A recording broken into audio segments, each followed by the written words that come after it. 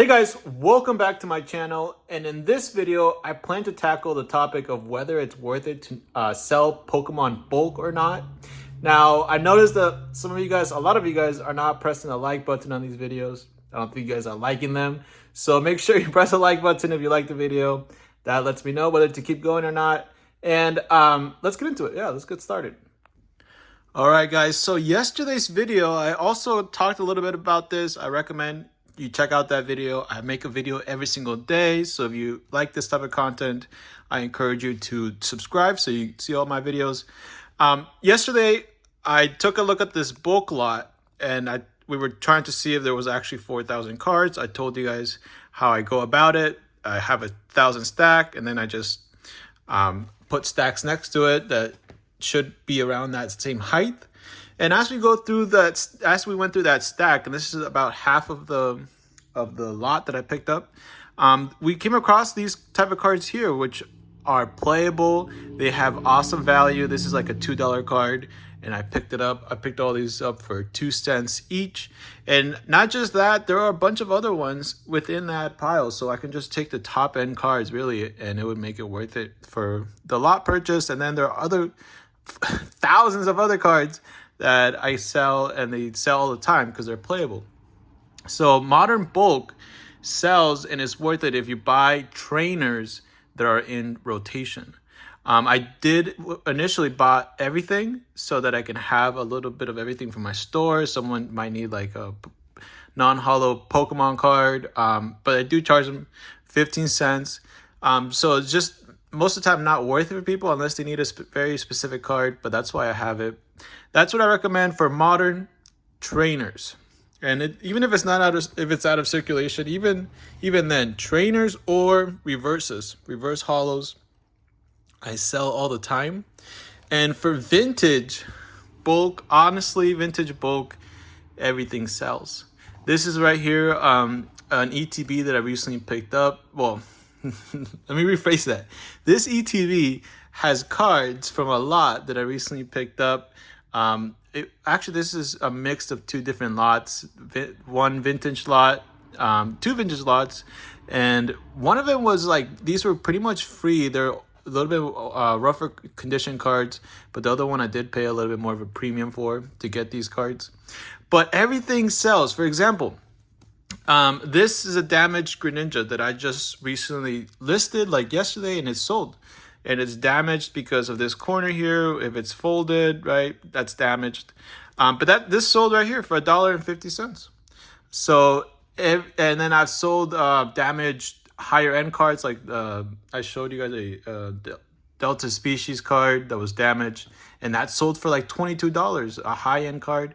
There are PSA 1 collectors out there. There are PSA 1 collectors out there, and they're looking for these cards. So every card has damage. I mean, every card has value, not damage. Every card has value. And this is an example of a card that didn't think it would have any value. I was actually going to add it as like a freebie to an order, which I do sometimes. You can see here in the back, it has all this whatever that is. But the front actually looks pretty clean.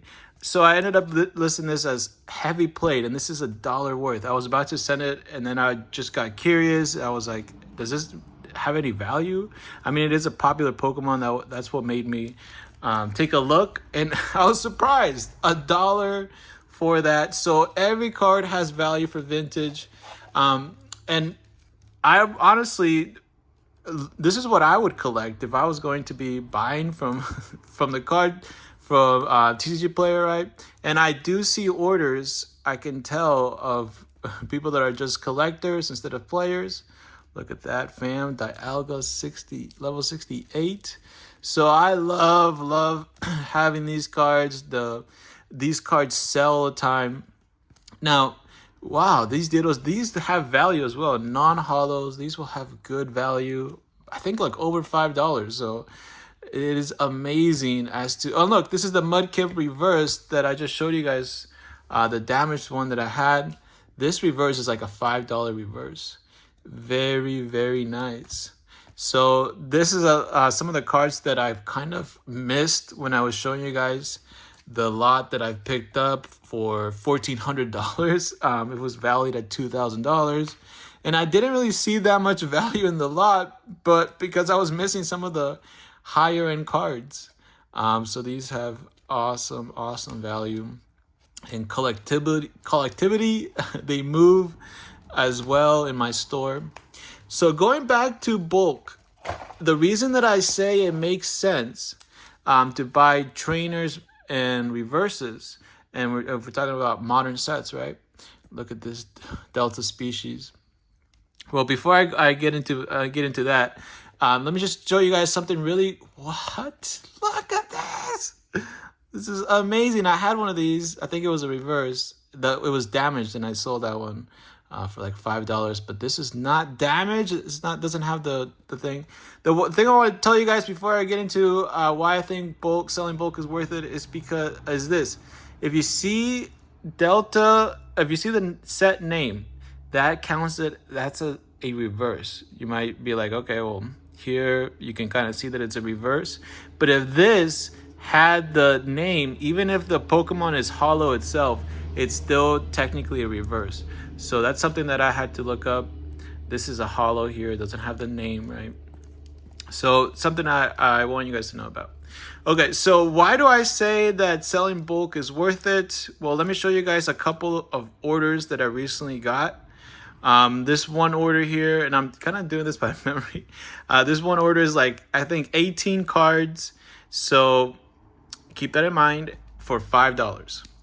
And they're mainly reverses. There was like, I think one non-hollow, but mainly reverses. So 18 cards, I bought them for 3 cents each.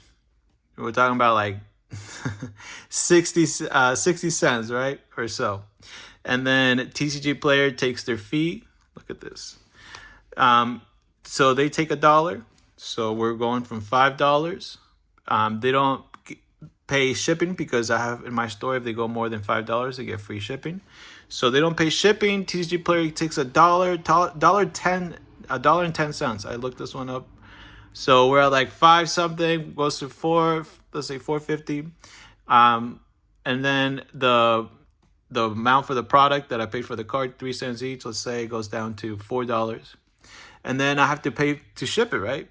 To ship something like that, it would be in 2 ounces, which you would put in a stamp for a forever stamp for 68 cents, and then another additional 1 ounce stamp.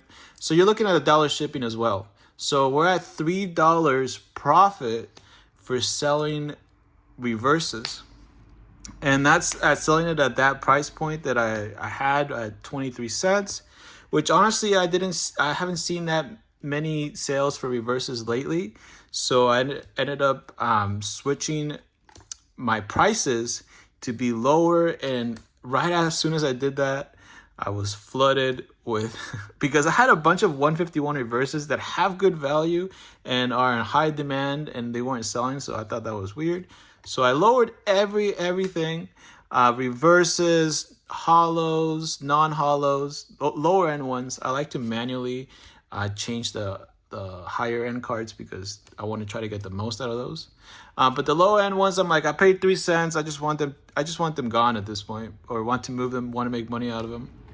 And I did that. And as soon as I did that, what? This Manti is so amazing. Look at the colors on this one. As soon as I did that, I got $100 worth of orders of like $5, $6, $10, $20 of reverses. Some of them were mixed with V's, with promos. So I strongly think it's worth it. Just from my example that I just showed you guys, 18 cards, tcgplayer takes $1 to ship, pretty much, right? And then it comes out to like $3 for me. Look at these, man. Amazing cards. And these cards are actually pretty clean compared to or relative to, right, their age. These are old cards.